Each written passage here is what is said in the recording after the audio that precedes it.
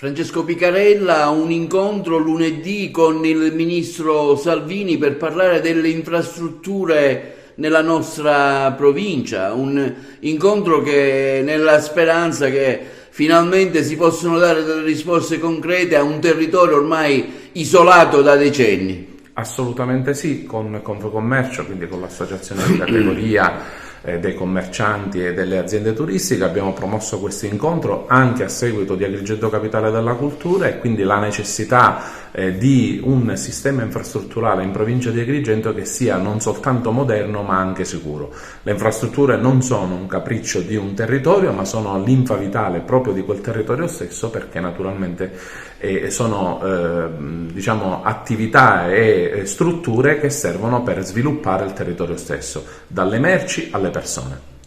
Si ci attendono delle risposte. La Confcommercio in questo senso ha voluto stimolare questo dibattito con il ministro Salvini. Si parla ora di aeroporto ad Agrigento, un ordine del giorno che è stato accettato dal Parlamento, si parla di treni veloci, di un'autostrada che purtroppo ancora manca, della chiusura dell'autostradale Castelvetrano-Gela-Ragusa, insomma tanta carne al fuoco. Finalmente possono arrivare, secondo te, delle risposte? Ma assolutamente il momento credo che sia perfetto, perché il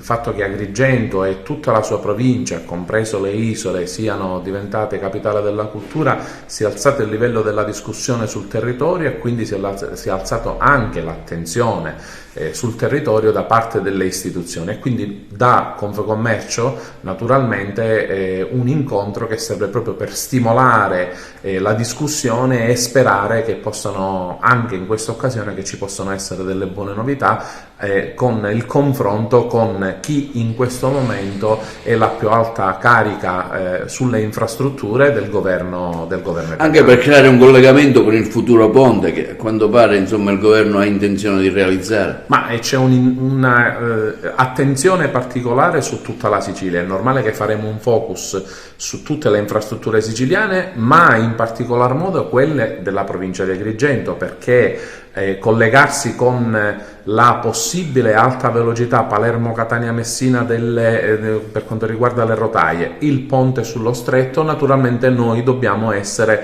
parte integrante di questi collegamenti che aiutano sicuramente il territorio.